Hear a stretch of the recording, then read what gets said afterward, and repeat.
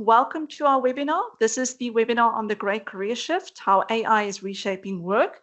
We really wanted to do this conversation. We know so many companies are doing this conversation, but we want to give it our spin on it. So my name is Caroline Rust. I'm from C2U Training Solutions. I'll be your host today and your facilitator.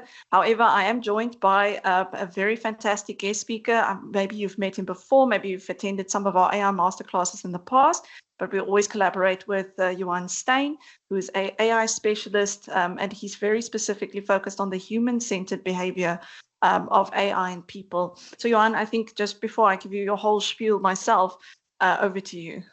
Colleen, thank you. It's the 20th time that we're doing a webinar. I don't know, but we've been collaborating a lot.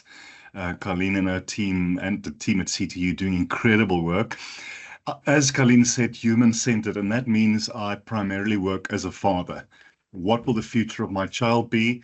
What's the future of education, the future of work? And it's not all about scaremongering. It's also about the potential of this technology. But hopefully today we will dispel a few myths. Also keen to hear everyone's views in the chat, because we all also know only our little bit. But I do a lot of work where I consult with companies to help them with their AI strategy. I do a lot of corporate training, university work and the like, article writing. But ultimately, I'm trying to raise an 11-year-old and get him ready for a digital future. And that scares the out of me. And I think that also makes you a good example for anyone who might have the same concerns and fears. So for those who just joined, we've just started our webinar. We've done quick introductions. We are recording this session and it will be made available to all the attendees of this session. So just for those who are wondering, yes, a recording will be made available. But if I can encourage you, stick around. It's much more exciting to engage with the conversation than to watch the conversation. So I encourage you to stick around. Please use the chat room to ask questions or raise comments. I will definitely, my job is going to be to look at the comments and see if any of your maybe statements or points relate to what we are discussing, and we can bring it into the conversation. So that would be great. Obviously, we're not going to tolerate negative comments or bullying of any kind. So if we do see that, we are either just going to move past it. If we do have any attendees who are, not complying with just safe conduct, we will be forced to remove you from the call. But we've never had to do that. So let's not start today. All righty. So everyone, thank you for joining us. It's wonderful having you here. This is our first AI Masterclass of the year, and we're going to kick it off by discussing what everyone might be wondering about is, how is AI going to affect my job or other jobs in South Africa in particular, and what can we do to address that? But let's talk about that, because a lot of people are wondering about it, and it's good to talk about it. That's the starting point. So Johan, I'm going to let you kick this one off. Thank you, Colleen. Welcome, everyone. I see a few familiar names, so I'm so glad you all joined, because I have been spamming you with WhatsApp and emails and LinkedIn stuff as well. Colleen, I think, so since ChatGPT, what's that now, 2.5, 3 years ago, AI has really been a talking point, even though it's been around for about 60 years. Since December and January and DeepSeek and all the news, it has been crazy. I always say I try to spend about 2 hours every morning. I'm an early bird, to catch up on newsletters, LinkedIn, YouTube videos that I follow, just to stay abreast of what's happening. And it's my focus, and I'm struggling to stay ahead. And more companies are busy contacting me and others about AI training, dispelling the myths. It's interesting, a lot of my work has traditionally been in the insurance and financial services space, but I see more and more engineering firms, mining firms, and other industries saying, what the heck is this stuff? Can we use it? Do we have to fear it? And I want to chat a bit about this fourth industrial revolution and dispel some of the myths. But I want to just add and say, remember, everyone, this is my view. It's my limited view. And we need each other, whether you are in the AI field or not, especially South Africans and Africans, to collaborate and figure out the answers for the future. I love events like this, Carleen, and the talks I do, because often when people come to me afterwards and either disagree or just ask questions, I learn so much, because more often than not, I realize I've never thought about that topic. So I'm very Mm. keen to hear what the people will be saying, even if it's a disrespectful, or sorry, a respectful disagreement. We need to all learn. So yeah, I hope that's a good opening for you, Colleen, and for the team. Absolutely. And I think I want to mention to the audience, if you have a fear in terms of AI and the future of your role, but not just your role, South Africa's workspace, share it on the chat. We'll include it in our conversation. It would be good to hear what your mindset is like. But we will continue. Oh gosh, I nearly raised my hand there. We will continue with the conversation as we go, but the idea is that that you guys give us some insight on what your fears are as well. But I think maybe we can discuss, the challenge of job displacement, Yuan. There's obviously a lot of stats flying around. I know that McKinsey have posted stats. I think the Dell company have posted stats about the amount of jobs that will be replaced in the next, I think it's 5 to 10 years, but even as short as 3 years. And I think it was a staggering amount. It's like 3 million jobs, if I'm not mistaken. So Mm. perhaps if we can touch on that a bit. What have you seen in all your conversations and talks with, I would say, throughout the last 6 months even? Yes. Colleen, for a long time, this AI chat was in the domain of the technical people, the IT teams and the like. We've kind of known about it and elements of it like predictive analytics, automating tasks and the like. It's been around for a long time. But now it's relevant to everyone, whether you are in HR or in legal, internal audit, in sales, no matter what job function you fulfill, this is impacting you. It's no longer just the techies Mm, and the AI people. There are two extreme views on this job displacement things that often lead to heated conversations, especially when I'm on panels. The one extreme is a totally utopian view. It is the best thing since sliced bread. It will bring equality in mm, economic distribution. Of course, it will bring great benefits in healthcare, education, and the like. Those views are relevant, but they need to be balanced. The other view is the totally dystopian view, like this is the end of the world. Let's dig a grave under the house and wait for the end to come. And I heard a great quote a few years back, and I can't recall who said this, but the quote is, one day AI will kill us, but we can make a lot of money in the meanwhile. But in the middle of those two extremes lies the probability of what's going to happen. And I quickly want to just touch on this four industrial revolutions, because this is often the argument mm, I hear. Most people will say, since we are now in the fourth, which is, and the whole idea of industrial revolution is a misnomer. It's not a good explanation. For that matter, is the term AI also a very bad way of explaining it. But what people would say in every so-called industrial revolution, there were massive job displacements, massive mm, societal upheaval, but at the end of the cycle, many millions of jobs were created, and the cycle ended positively. So you might have been a horse cart driver or rider, and now you had to upskill to drive a train. The mm, challenge with the previous industrial revolutions is that you had to change and upskill once. And gone are the days, Colleen, and I'm sure we're going to touch on education today. The yes. days where you went to college or university, you studied one thing, and that's what you do for 40 or 50 or 60 years, and then hopefully you can go on pension. It's changing so quickly that we will, and also our lifespans are changing. Most of us on this call today, if we are lucky from a health point of view, we will probably reach 100 or 110 years old. So how do you retire at 60 or at 70 or at 80 and finance the rest of that lifespan? The difference now is because of the massive rate of change that we have to continually upskill, continually pivot, probably continually change our career, type of career. And the whole idea of corporate education, tertiary education, secondary education needs a massive shift to get ready for this new world. So, and yeah, I just want to, man, we can maybe put it in an email later. One of the best talks I've heard on this is from my favorite author, a guy called Yuval Noah Harari, who Mm, spoke at Davos in I think it was 2020. And he spoke about this massive societal change, need for continual upskilling, almost the decline of the 4-year degree, but the increase of short, focused courses, diplomas, etc. to keep on upskilling yourself. So no one really knows what the future holds. They often say a futurist is like a blind man in a dark room looking for a black cat that's not there. So we're all guessing. But the fact that we're going to have millions of job displacements, whether in our lifetimes or definitely in our children's, is a fact. And we can no longer be asleep at the wheel and say, don't worry, we're going to create millions more jobs. The question is, what kind of jobs?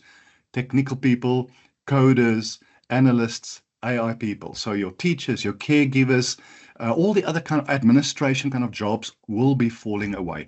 People will disagree, and that's okay. But that's what I see coming. It was a long answer, but yeah, passionate about this.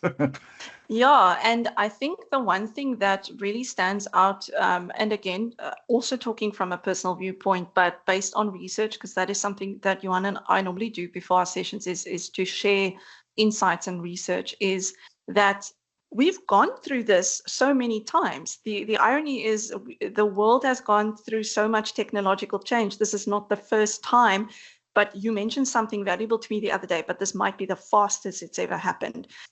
We might have had longer time to adapt in the past, more time to get used to change, more time to figure out a new move.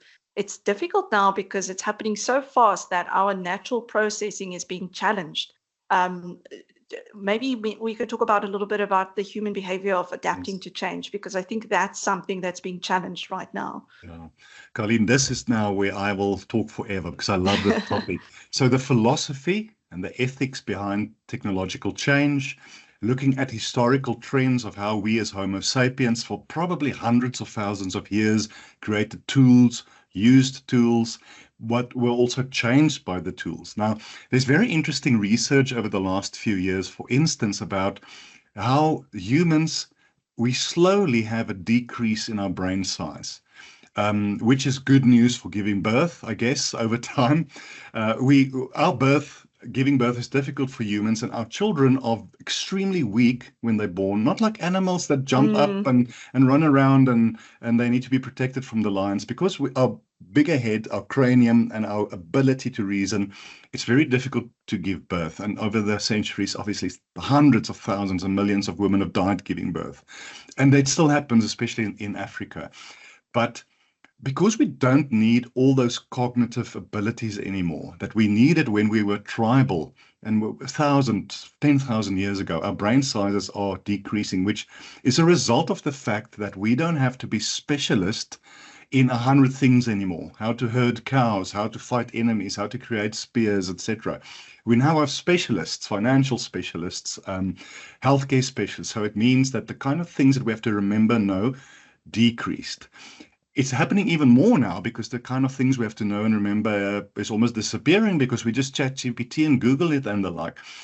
The other thing is which is quite interesting, is how we relate socially. Humans are tribal beings. Over the centuries or the millennia, if you didn't look like me, speak like me, you were not part of my tribe, and we would have warfare. It's different in a globalized world now.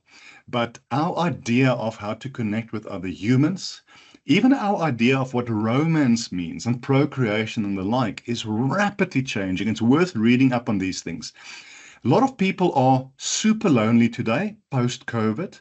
A lot of people find their need for intimacy through a chatbot. It's scary, but it's happening. So, and then we also have a rapid population decline, which will probably increase. So, and that's why I often say, Colleen, that this is not just a techie talk. We need philosophers, ethicists, other domains, legal people, HR people, all involved in this conversation. So will we become extinct over the next century or two? I don't know. But what it means to be human will probably be totally different in 100 years than what we think it is right now. I hope that answered your question.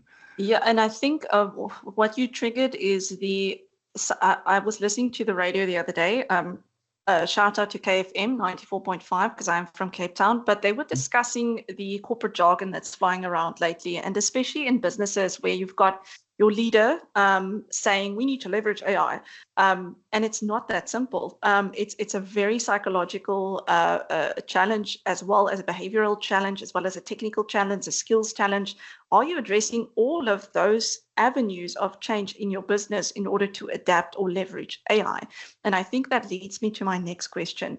What is AI? I think a lot of people still talk about AI as if it is their best friend, but they technically don't really understand it or know what it is. If you can just, from your perspective, explain to the audience, what is AI? Just as a preamble before I get there, because it is difficult to explain it. If you ask 10 people, they will have 10 opinions, most of them probably right to some extent.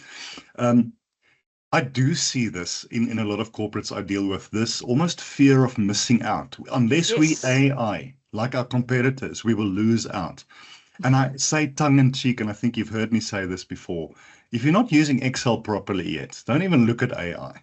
Use the tools you've got. And also the things they want to AI, like we have a very toxic corporate culture. Is there an AI tool for it? Then I want to slap people on the head and say, no, use your common sense. AI can't replace bad leadership, bad decisions, people who fear for their job. So that human aspect, we can't address with this technology.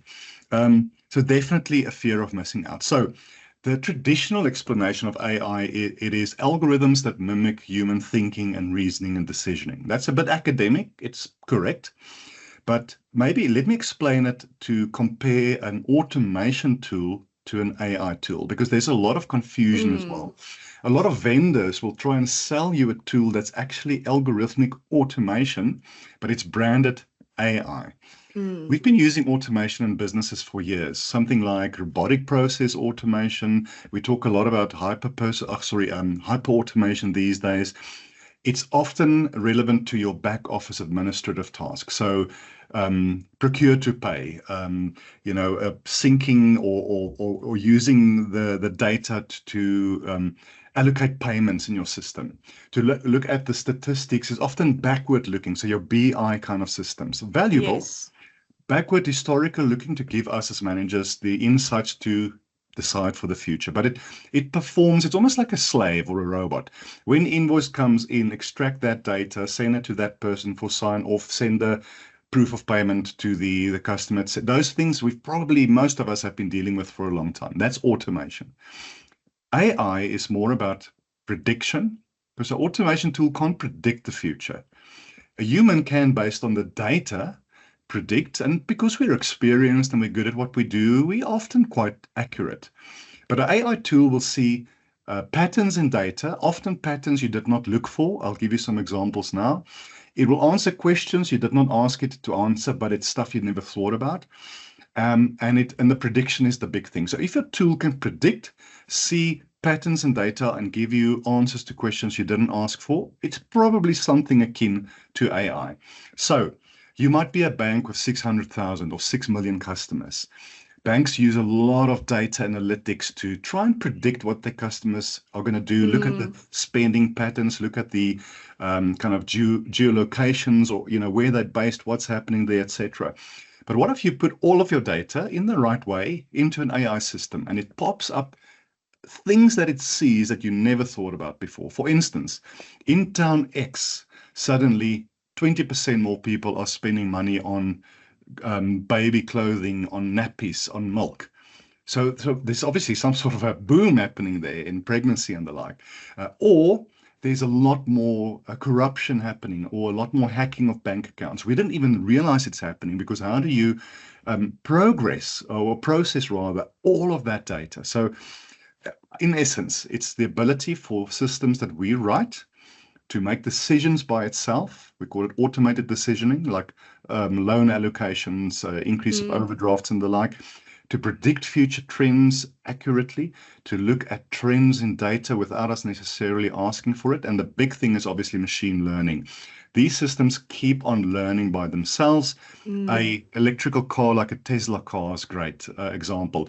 If the car sees a stop street sign that's red as we know it, but what if it's in the dark, or it's on its side, or it's painted green by some stupid teenager? It keeps on learning, and it spreads that learning to all the hundreds of thousands of Tesla cars out there. Drones do the same.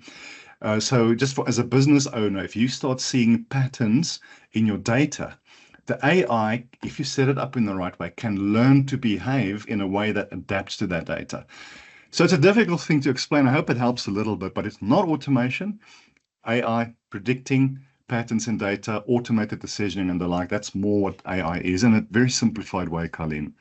No, absolutely. And I think for the audience, it does help me as well, because even when I started learning more about AI and using tools like ChatGPT, I was reminded that even Google had auto reactions on your emails. You would type your email in your Gmail, it will start finishing your sentence for you based on not your behavior, but on typical behavior. So if it saw the word kind, it would say regards, especially if it was at the end of your sentence. So that's been around since 2015.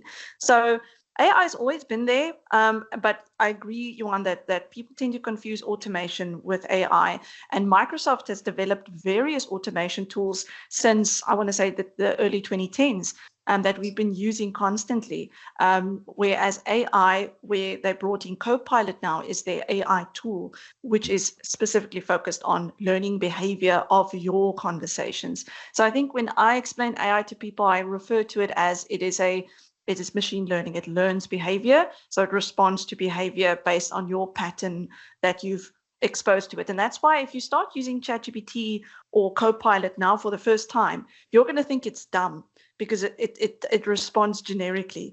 But the more you use it and the more you engage with it and the more you feed it, the more it's going to give you answers based on what you actually want. And that's where a lot of people need to keep going and keep learning how to use it, because if they just focus on that first try, they're going to experience it as generic, or, oh, this is silly, I could have Googled this anyway. True, but you need to keep feeding it with data, because it not only uses global data, it uses your data to start learning on what your preferences are.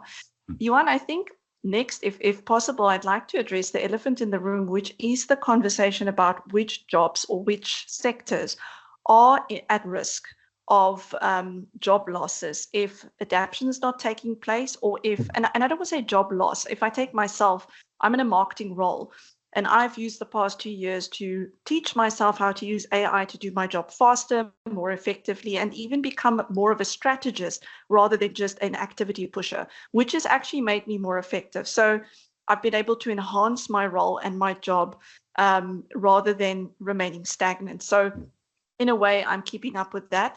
What other roles or jobs also needs to take that approach in order to remain relevant or become strategic, if that makes sense? Sure. Look, Colleen, I think all jobs, no matter what job you have or how specialized you are, you're going to have to learn and upskill yourself, train yourself, do relevant courses to stay ahead. So even if you're a medical specialist or an academic specialist or whatever area of, or a financial, like a chartered accountant, there's a lot that AI cannot do to replace you. But there's like a good friend of mine always say that AI will replace doctors, but it won't replace doctors who use AI. And the question then is, to what extent can we AI your experience and your intuition, your education? And there's a lot that we can't do. I mean, I don't want a doctor, if I have cancer, for instance, to use just AI to help me. I need his or her years of experience to look at the symptoms, but the AI can help with the scans, the prediction, look at, for instance, if it's in my lungs, look at 100 million other scans from across the world and better diagnose what I might have.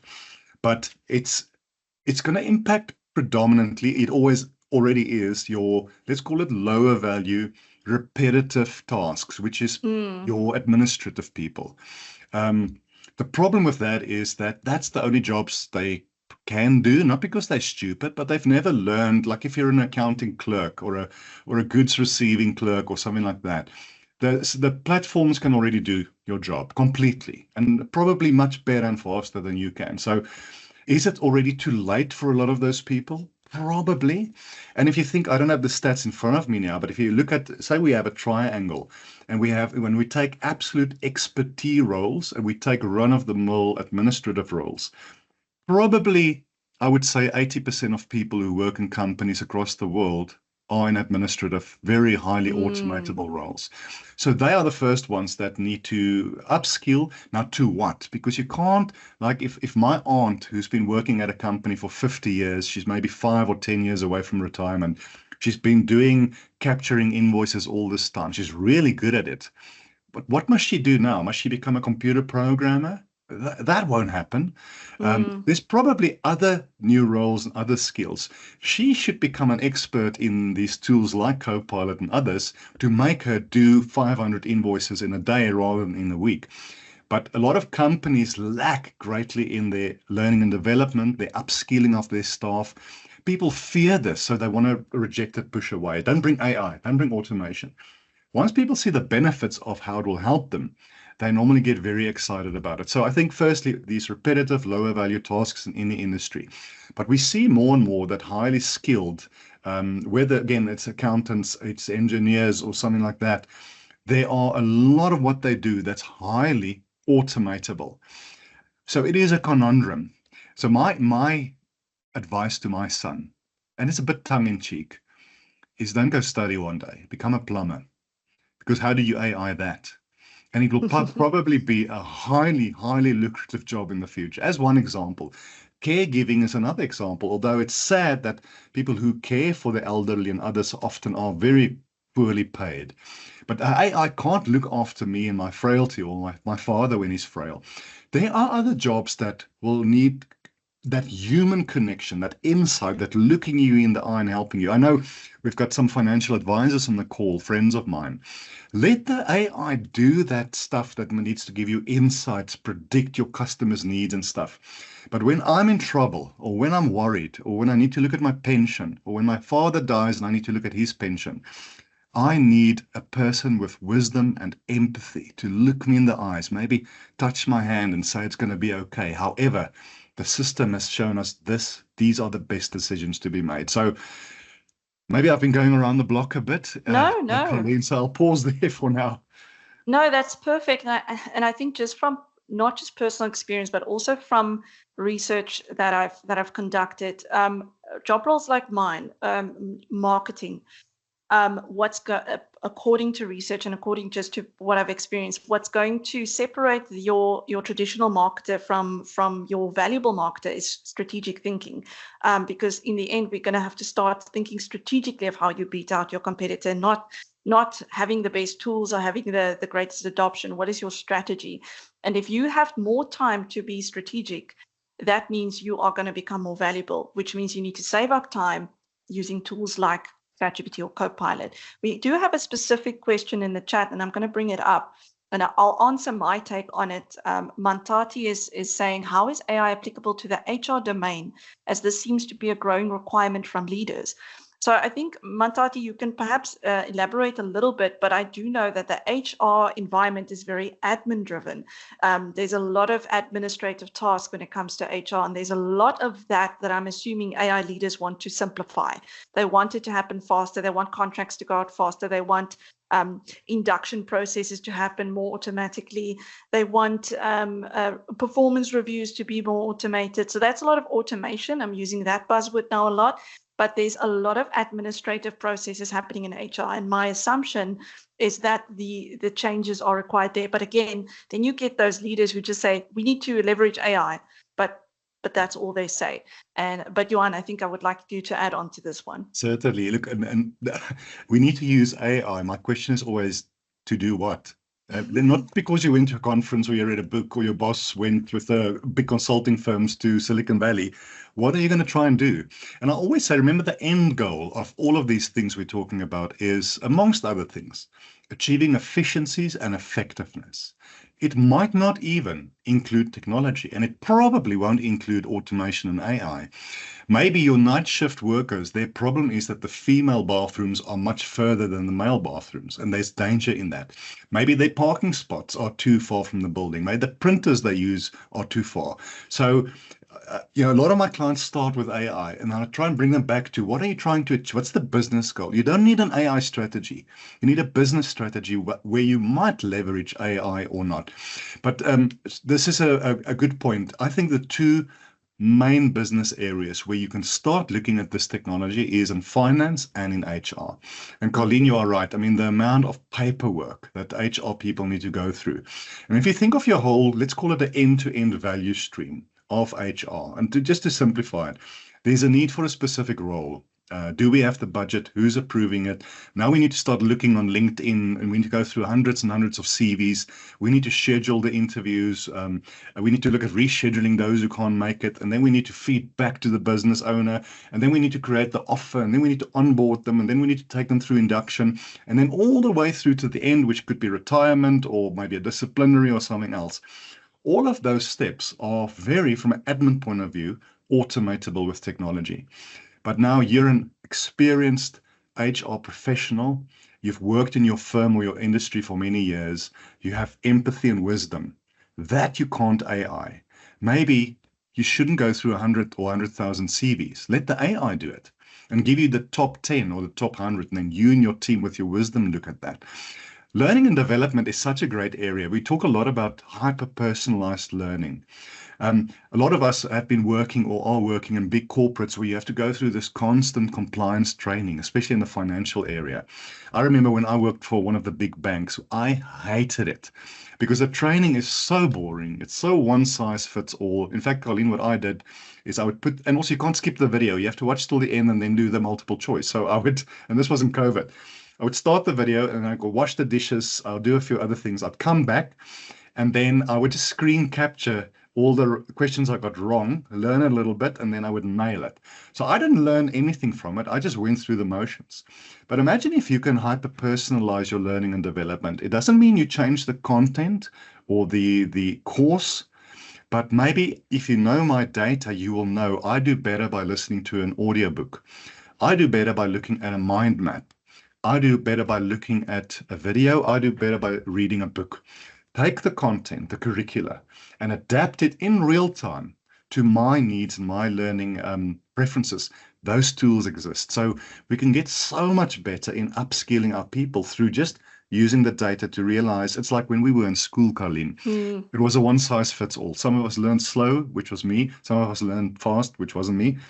I wish they could just adapt it a bit. I would have, because I sucked and I almost failed matric, and now I'm doing AI stuff. But anyway, so HR, great place to start. What do you want to achieve? Forget about AI and then look at what will bring efficiency. And maybe it's just Excel. Maybe it's automation. Maybe it is AI. There's two questions that followed now shortly, and I wanted to leave this more towards the end of our discussion, but I still think we decided we're going to flow as the conversation goes.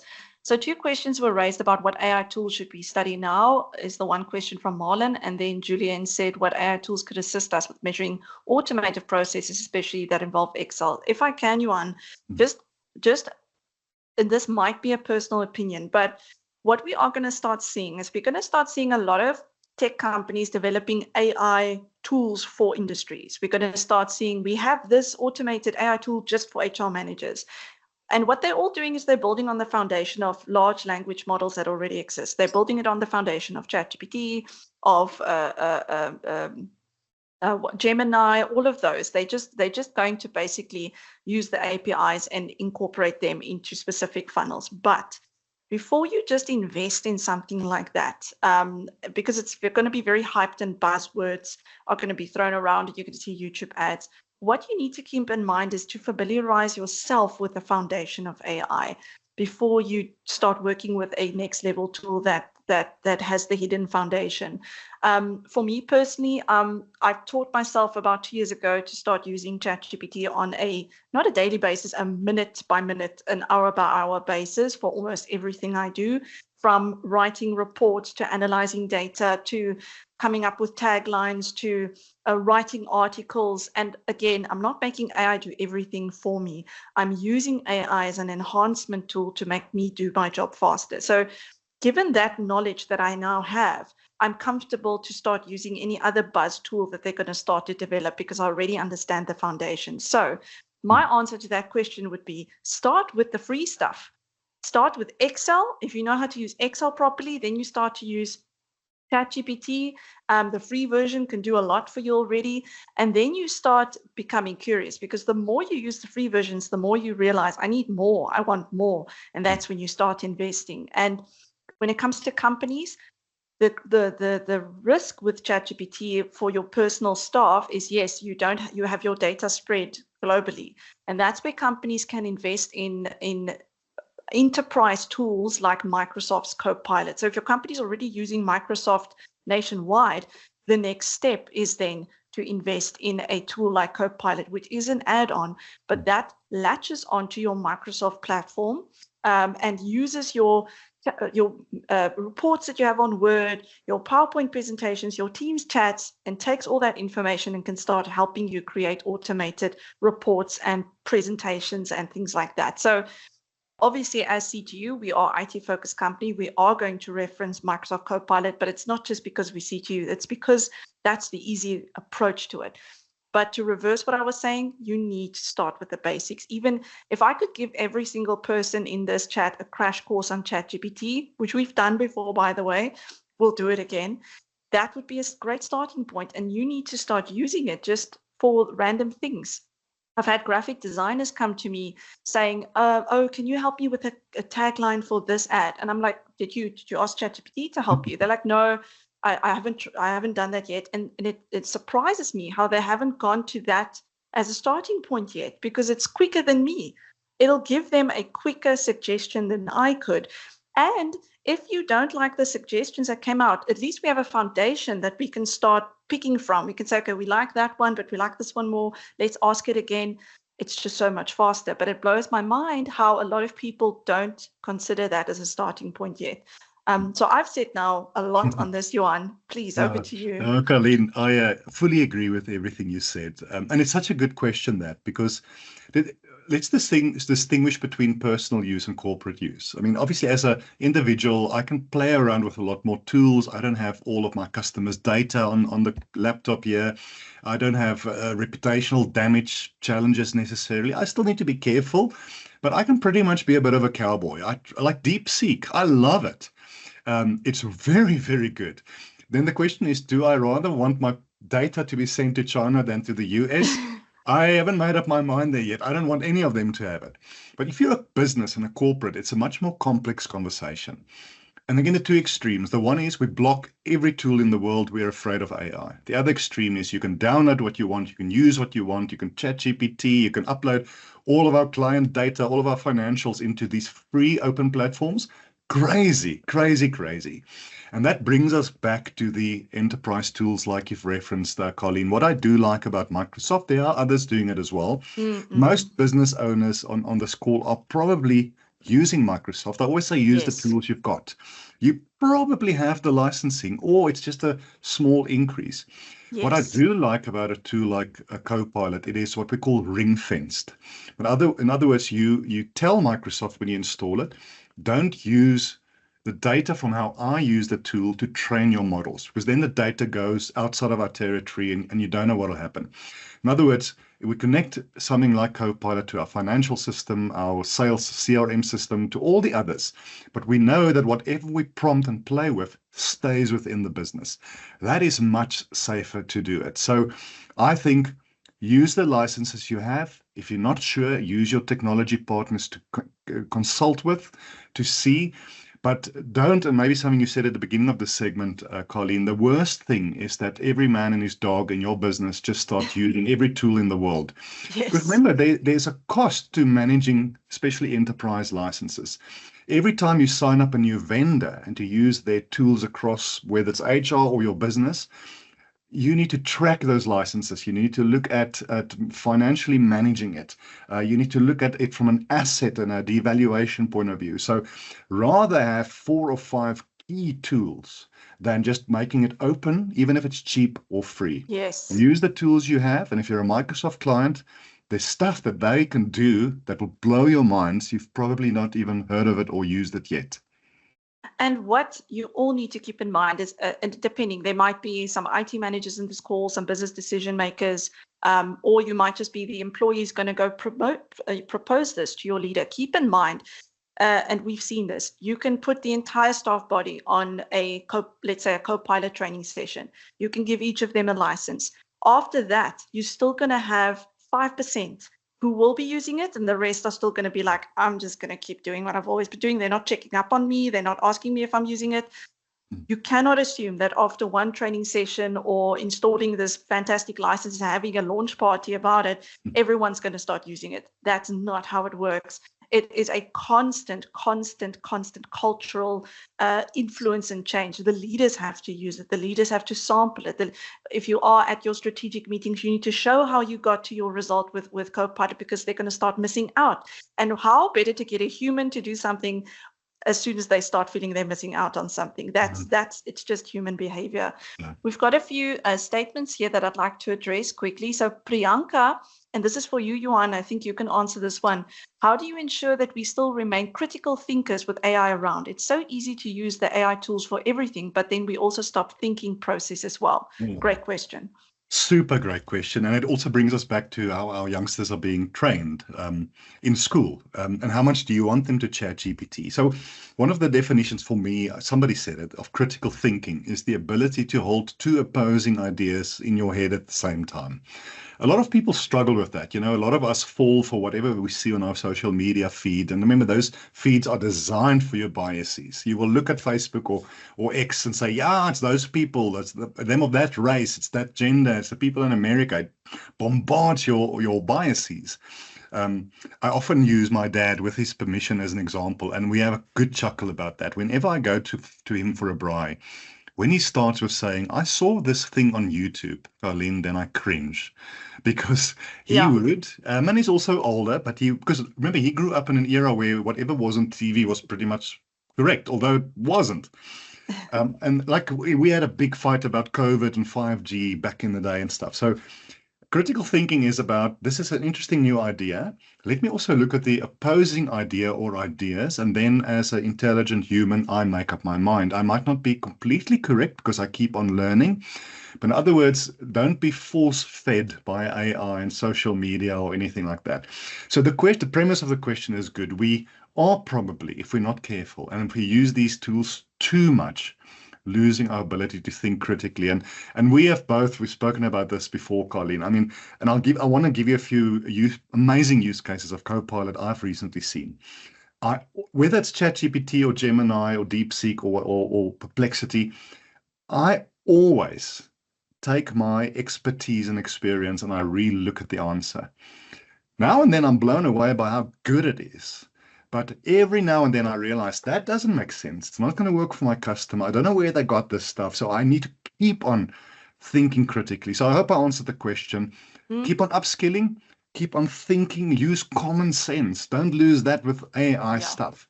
Use the tools for the heavy lifting. Bring your expertise and your critical thinking on top of it. That will be the safest way to go, I think.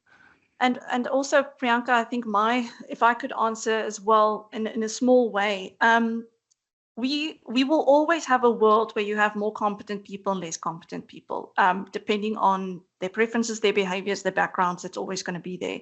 I think AI is also going to start separating competent AI users and non-competent AI users. In my case, I don't use AI to do my job for me. I use it to enhance what I do. So I've actually become more strategic and critical in my thinking than I was before, because of the fact that I actually have time to do it now.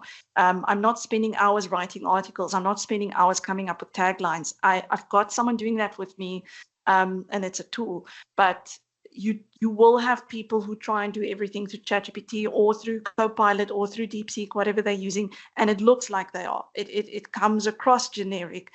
So I think that's going to be a challenge and a separation of competency in the future as well. There's, I think, a very important comment here from Annemieke, that she says she does agree with us, but there is that risk of using ChatGPT because of the fact that the information is posted where you don't know where, and you can share by accident company information that you shouldn't. We do agree with that. That's where the conversation of responsible and ethical AI comes in, and hence the reason we keep referencing Copilot. Copilot is Microsoft's AI tool that they've developed to talk to Microsoft apps like Word and PowerPoint and Excel. And because Microsoft licenses include all of those apps, This Microsoft Copilot is an add-on app that speaks to those platforms. And because it's your license and your enterprise, your information is secured within your enterprise license. So that's why we would start encouraging businesses to don't just get all your people using their random choice. Make a decision on one and use it, and preferably use systems that are either endorsed by AWS, if that's your company's technology, Microsoft, or any of those trusted enterprise vendors. They have AI tools that they've developed. The reason we refer to ChatGPT is it's a free gateway. It's a free entryway into familiarizing yourself with AI, because I can honestly say I would not be comfortably using Copilot if I did not have the exposure to ChatGPT that I've had. So we agree with you, Anamika. It is about making the responsible decision as business leaders for your company. But what we are also trying to say is you don't have a choice. You need to start making these decisions, because it's going to become inevitable, just like the internet has become inevitable. Back in the 90s, I remember these old interviews that are still available on YouTube, where people are making fun of the explosion and the millennial bug and all of that. And I mean, it's laughable now, but it wasn't laughable then.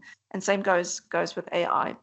There is one question here for you, Yuan. Louise is saying, any preference for ChatGPT, DeepSeek, or Perplexity, or do you prefer another tool, Yuan? Again, this is where we see a lot of these tools popping up now. They all kind of do the same thing, and they all have different benefits. But yeah, Yuan, I think that's for you. Okay, it's a great question. So I use all of the tools. So when it comes to, and I want to give you an example later on of how I build some of my client proposals with Microsoft. If I've signed an NDA and they send me information I need to look at in order to see how I can help the client, I will never use an open system like the ones you just mentioned. I will focus on my Copilot license. But when I need to write an article or come up with a few ideas or respond to certain things, I use Perplexity the most. I use the free version. It is phenomenal, especially in referencing. Like, give me 5 references in a Harvard referencing style from 2022 by companies or academics in this field. Now and then, when I double check the reference, it's not correct, so you still have to check it. But for that kind of work, like literature review kind of work, Perplexity is great. I still use ChatGPT. I recently canceled my paid-for version because it's already good enough for me to use. I use DeepSeek now and then because of its reasoning abilities. But what I do is I've got all of them open on my screen, and I'll write a prompt in my Google Docs, and then I'll put them in everyone and see what they come up with. And then I'll maybe use this response in DeepSeek and put it back into OpenAI's version. If I can pick only one, apart from Copilot, a free one, Perplexity is my personal preference. But play with all of them, because in certain domains, some of them are better than others. But it's also great to take certain prompt responses and put it into another tool and see what they come up with. Yes. You can't be lazy. You have to. My prompts are typically 4 to 5 paragraphs long. And Colleen mentioned that prompting thing, that articulating to AI course or webinar we did a few months back. Don't be lazy. Keep on prompting. You're going to find your rhythm and how to get what you need from these tools. Perplexity is my choice, but secure stuff is definitely Copilot. Good question. Yeah, I think if I had to answer that question from my point of view, because I'm in a creative field, ChatGPT is the better tool for creative writing and coming up with marketing things, because that's what it was. It's kind of designed in that way, is to reason creatively. Whereas DeepSeek has more in-depth conversations with you. It's got more of a psychological approach. So I think for me, it's job role based and it's needs based. And then Copilot is excellent for your typical work environment, business reports, business articles, PowerPoint presentations, responding to emails quickly and more effectively. That's where Copilot is just a gem, because it covers the basic need of your average working individual. So again, I use Copilot for answering my emails quickly because it just does that. Whereas I'll use ChatGPT to do my creative writing when it comes to marketing execution. So I agree with you on you can't limit yourself to one. It depends on what your needs are. But again, you have to start somewhere. And the more that you use it, the more you're going to start realizing you have more needs, and you're going to find them in different spaces. So I think we're kind of on the same spot there. Johan, this is a great question, and I've wondered if this is ever going to come up in our webinars. Dangale says, Johan, in one of your articles, you said that you would not send your son to university, paraphrasing. Does AI and technology have anything to do with that decision? Absolutely. So it's an article I wrote 2 years ago in Business Day, and it was voted as the most read article that year. Obviously controversial. There's a bit of clickbait in the title, but my son and I, and he was for 2 years younger than he's now 11, we often have this debate. Because he will say, Dad, why can't I go to university? And I say, no, it's not what I'm saying. But go for the right reason. And some of the, just quickly to highlight what I said in that article. Firstly, I think when you're 18, you should not make a career decision because you know nothing. You might be a fan of suits. Doesn't mean you want to become a lawyer. Tertiary education, and I'm talking now about university level degrees, are way too expensive and it takes way too long. I also think the faculty at a lot of our universities, as wonderful and smart as they are not always keeping up with technological change. And then the final reason is in a lot of the industries, the world is changing so quickly that you don't want to spend 200,000 or 300,000 Rand on a 4-year degree and end up realizing you're no longer relevant. My preference for my kid is that he needs to learn how to learn, which you don't learn in school, in my opinion. He needs to go and do a 2 or 3 year gap year after school. And yeah, I'm not talking about sitting at home and smoking dope. He's going to pay the rent with me. He's going to work every day, even if it's maybe a friend of mine who can give him an internship. And he's going to continually do short courses. There's a lot of CTU's courses that I would want him to do. So we'll build a little wall of certain building blocks. He has a 2-month course, a 3-month course, maybe do a bit more work. Okay, maybe go overseas for two years. So AI has, because of the rate of change in the world we live in, and because how, in my opinion, how many of our tertiary educations are becoming more and more irrelevant, ultimately, AI is the reason why I don't want to send him. I'm not saying I don't believe in education, but I don't believe in you need a university degree to have a future. Because I wish we could put up hands. How many of you on this webinar right now are today doing the job you studied for after school? Probably less than 10%. Our first year dropout rate in South Africa is 80%. Anyway, Colin. Definitely me. Me too. Definitely me. I hope that answered the question. That's what I'm definitely one of those people who ended up studying later in life when my frontal lobe was more developed.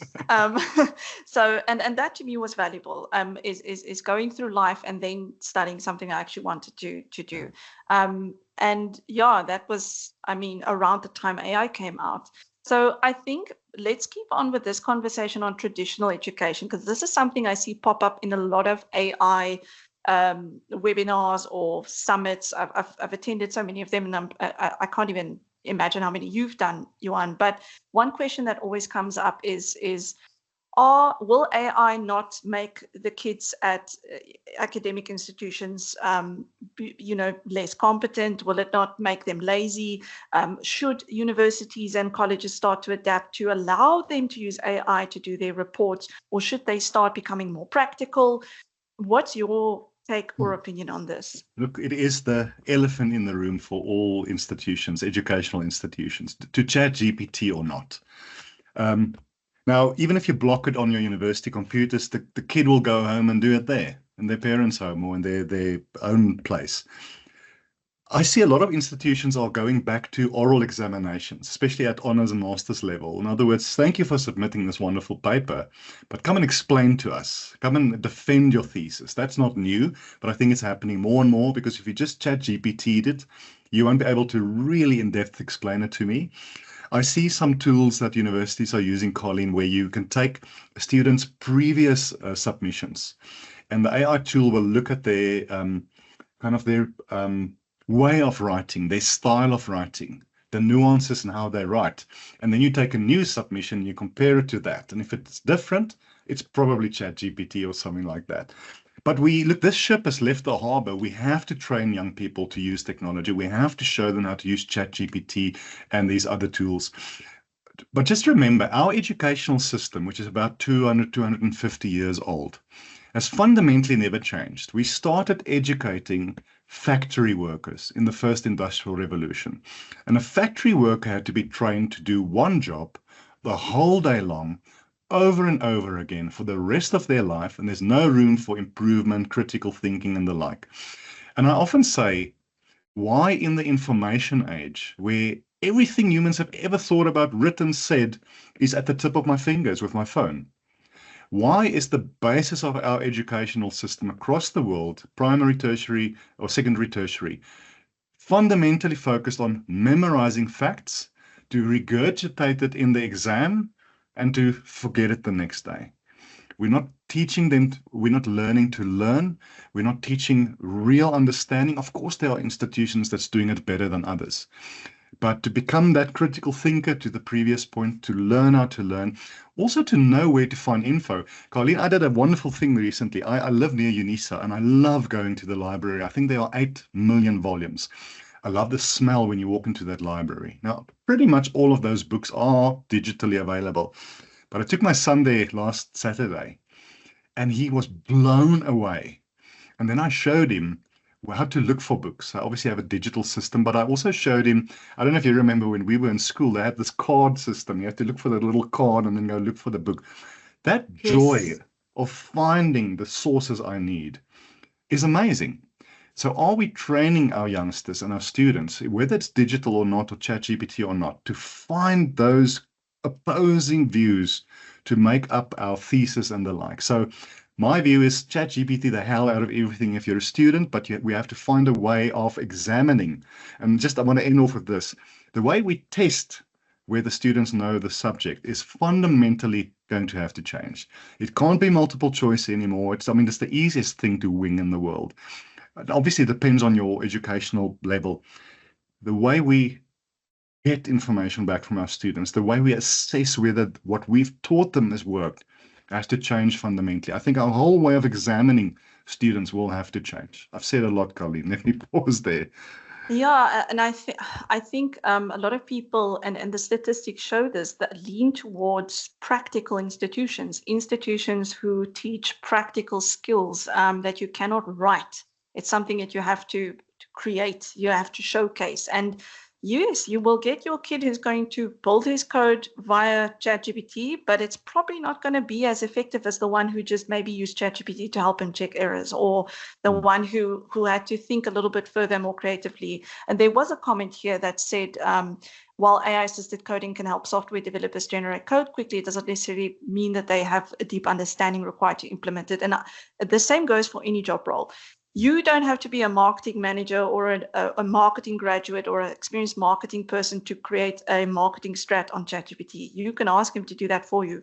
But the question is, who actually knows how to execute that properly? You can't execute with ChatGPT. That's the difference. And it won't replace, Colleen, sorry to interrupt you, it won't replace specialization. So for instance, I can ask ChatGPT certain legal questions or certain financial advice questions.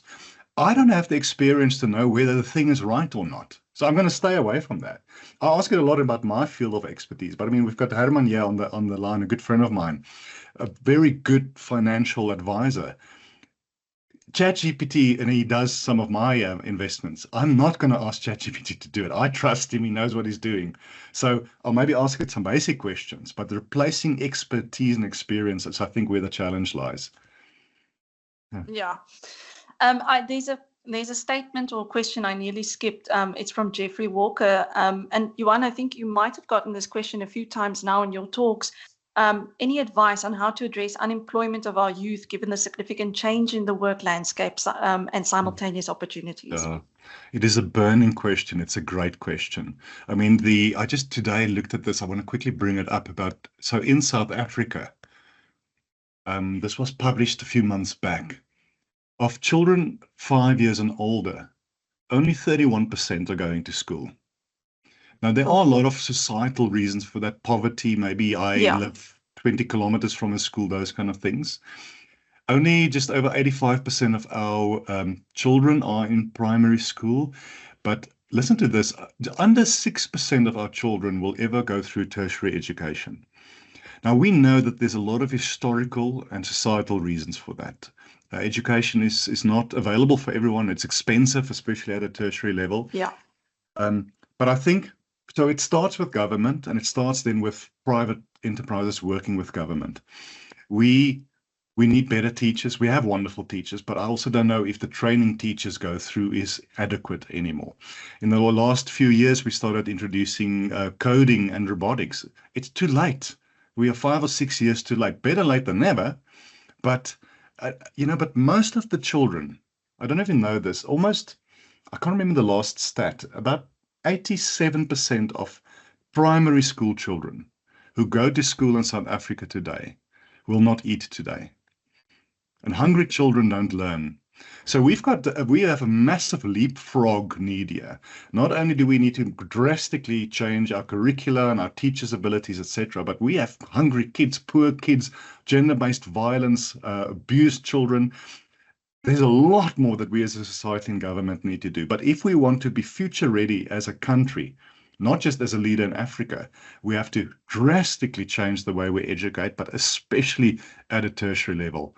No matter what you study today in South Africa, if you go and you go live in England or in America or wherever, you will probably have to do a number of courses and exams to show you are actually really a doctor or an accountant. So it's a great question. I don't have all the answers, but I think we are slipping so far behind that it is scary, Colleen. I know it sounds a bit dystopian, but it's the reality, in my opinion.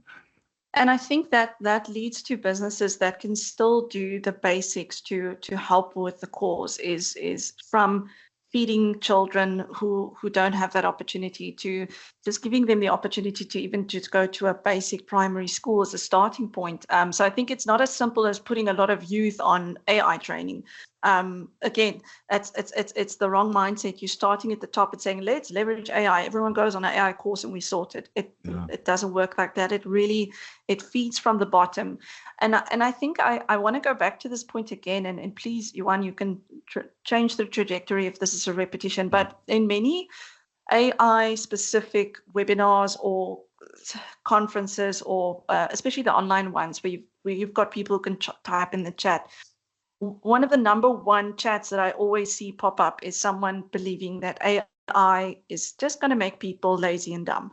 And if you think that way, either you've experienced someone being lazy and dumb with AI, and that just means they're not leveraging it properly, or you yourself are too afraid to do it. So you're kind of protecting yourself by keeping it at, and I always see if those comments get posted, they get the most likes, they get the most responses, the most, I agree. And it just means that you have not been exposed enough. And again, businesses who want to implement AI have to look at implementing the right tool, have to look at ensuring it's not just an implementation and we're done. It's a cultural change. It's a cultural shift. It's a constant conversation. It is attend every single webinar you can. The fact that you guys are here today is already awesome. So, and we host many of these. We've hosted AI workshops, how to use ChatGPT, how to use Copilot. We've hosted AI in government. We've hosted so many of these, and it's because it's a constant conversation. It's a constant cultural change. So never for an instant think using it once or having one course done on it, or having one workshop with the whole team in the same room, also not greatly effective. If you just put every single person in the same thing, doesn't always work. Target it, start small, increments, departmental. But yeah, that's my thinking around it. Johan, I think the question or the statement here is, where do businesses start? What would you advise? Absolutely. And also, where do we as individuals start? I want to say something controversial. If you're already lazy and dumb, I will probably make you lazier and dumber. Okay. Hopefully that's no one on this call. But no, I don't think so. We haven't had any of those comments. No, not yet. Look, but I think corporates deal with this. How do we constantly upskill our people? And then as individuals, because one of the big questions I would assume a lot of people will have, and we're going to touch on some of practical examples toward the end now. Okay, but what do I do now? Where do I start? So for an individual, I would say, just be hungry to learn. I know time is limited. It's kids, it's school runs, it's partners, or illnesses or whatever. We don't have the luxury of hours, but spend 10 minutes every morning or every evening. Find a webinar or a YouTube channel or a newsletter specific to your area of interest or expertise, HR, finance, etc. Keep on reading, keep on following. Every time I look at a specific YouTube video, there's a few terms I've never heard before. I write it down, I go Google or Gemini or ChatGPT it. I keep on teaching myself. Everything I know about AI, Carlene, is self-taught over the last decade. I've read a book a week for a decade now. It's not because I'm smart, I'm hungry to learn. But then as corporates, a lot of your, let's call it traditional training institutions have also, like universities, slowly started slipping on what they teach. Yes, you have a training budget. The temptation is theirs. We have to burn this budget or we won't get it again next year. So let's just train. And then there's also the points you get through it and the CPD and all those things. But don't just upskill people for the sake of upskilling or for the fear of they might leave you if you don't train them. There has to be a consultative aspect to it. And that's why I recommend CTU. It's not just here's the menu of all our courses. Speak with one of the experienced people, compare the problem you have in a business to this menu and get the advice. Because maybe if it's just up to you to pick the nice sounding courses, people won't find the benefit from it. So it is a consultative road, and it's a hand holding with that organization rather than just throwing mud at the wall. But the undisputed fact here for everyone is you have to constantly upskill your people. Constantly. It's going to cost you a lot, but you can't afford not to do it, and you have to do it with the right expertise smartly. So as individuals and as corporates, we are on this journey. It is exciting. It's not boring learning, guys. It's exciting. Can't be lazy. Can't be stupid. Read books. Watch videos. Yeah, and constant upskilling is not just a bunch of technical courses. It is conversations, it is workshops, it is scenarios that we discuss. Pedri, I see you saying CTU with a question mark. So I represent CTU. CTU is hosting this event. We collaborate with Yuan often on AI sessions. Yuan brings the knowledge of AI, of human-centered AI to the table, and what CTU brings is the training solution. So CTU has full-time qualifications centered on AI and centered on cybersecurity and centered on the in-demand skills right now, which obviously we promote to our school leavers, our youth today. But we also have these short course solutions for your working individuals or your private clients who just want to upskill themselves or even their teams. And when it comes to our short courses, our short courses are vendor specific. So that's why we bring up Copilot so many times, because we encourage businesses who are already using Microsoft, which is a lot. We know that the Microsoft market in South Africa is huge. If you're already using Microsoft as your business tool, then the next obvious step is to start using Copilot within your business with all your employees. And we offer a lot of training courses on that. We even have Copilot training courses that don't even require you to have a license to just learn what it's all about. And then the next step is to start doing courses so that you can practice with the license you have. And then we've also got AI-driven courses related to Microsoft Azure. We've got AI courses related to AWS. So there's a lot of technology models that have AI tools ready and available. We just need to learn how to use them, and that's where CTU can come in. We can help you learn how to use those. We can help you implement them. We can help you just identify the right courses for your business and for your team. Even if it's a course like using Microsoft Teams properly, I mean, that's even a good start. Sometimes people don't even know how to properly do noise cancellation on video calls for Microsoft Teams. It's such a silly thing, but it makes a big difference. So as Johan said, then maybe the starting point is doing a Excel course, maybe doing Excel part 1, 2, and 3 before we move on to a Copilot course, because we want our people to learn how to do their reports manually first. Learning how to walk before you swim is the key. And that's, or what is learning how to swim before you surf. I think that's the statement.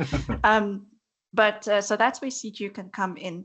And yes, Mindu, what we will do is we're going to send you the recording of this call, and we're also going to send you a list of our available courses. And we do have on the website what we refer to as the National Hybrid Schedule. And the National Hybrid Schedule indicates which courses we have running now in the next couple of months, and that you can fall into those classes. Obviously, they are available based on bookings. So we obviously do try and encourage to have full classes, which is 8 people or more. But even if your class is not running on that specific time because of, not a lot of uptake, we will schedule the class within the following months. So please reach out to us, go visit our website. What I'll do is, I see a few people have shared some links, so I do appreciate that. But what I'll do is I'll share our short course page, which is just, instead of having to go find it yourself, you can go have a look there. And what you'll also see is if I quickly just drop a link to our national hybrid schedule, where you can also go have a look at our available courses on a scheduled basis. And if you don't see your course that you really want to do on the national hybrid schedule, reach out to us, talk to a consultant, and they can definitely sort you out. Especially if you've got big groups that you want to train, that's definitely where they can help you very quickly. So we encourage you to engage with us. We will help you find the course solution that suits your needs.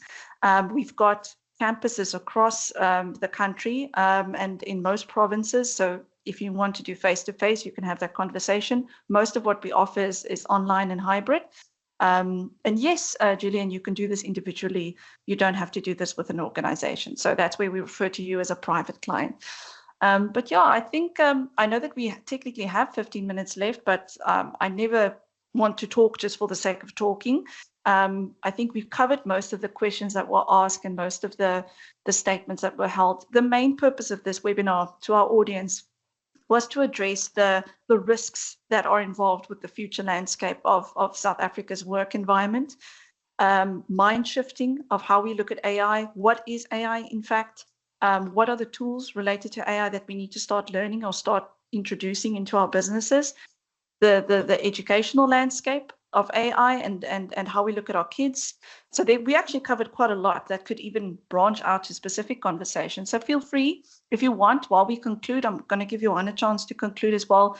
Drop in the comments what next session you would like us to do. What would you like CTU and Yuan to focus on next? And we'll definitely plan our sessions around that. Please share this in the chat with us, but Yuan, I think for now you can also just do your conclusion. Okay, thanks, Colleen. I love these conversations. I think we've touched on a lot of important topics.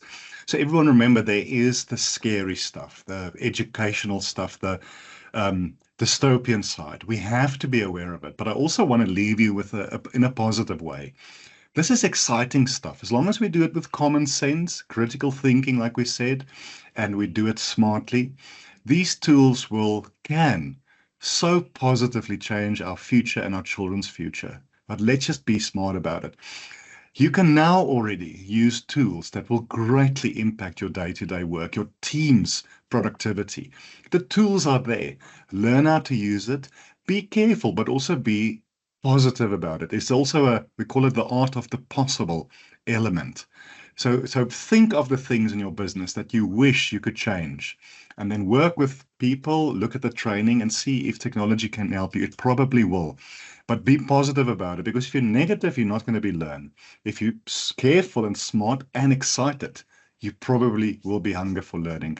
Colleen, this has been a great opportunity again for you and your team. A lot of the background hard work, great audience participation, which we always have. Yeah, so it's been a great privilege. Keen to see what is next in this field and what people say here on the chat. I appreciate it, Colleen. Thank you. Yes, I want to say well done to the audience. I think you've shared brilliant questions, brilliant statements. It's a lot of open-mindedness in this conversation, which I commend you all to. And please, I've seen a few suggestions so far. Please keep sharing. Just for those who are wondering, you will get an email. Give us a few days. We're going to send you an email that contains the recording of the session, so you can share it with your staff, or you can maybe play it on a big screen in one of your strategic meetings. Maybe have conversations around it. That's what we definitely encourage. And we're also going to send you some links to our available courses. We do have a unique offering that we're going to give to the attendees of the session. That's going to have some discounted offerings as well. So we'll send that on to you in the next few days. Keep a lookout on your emails, and then obviously keep a lookout for our next sessions. We would love to have you in every single webinar going forward. Just the fact that you're being here, you're all really learning something. So kudos to you. Good all stuff. Right.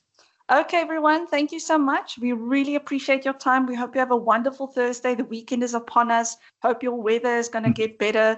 Hope the wind in Cape Town dies down and the rain subsides in Gauteng. Have a wonderful day. Thank you for your time. We're going to stick around for maybe 2 minutes if there are any other questions, but feel free to exit the session and go on about your days.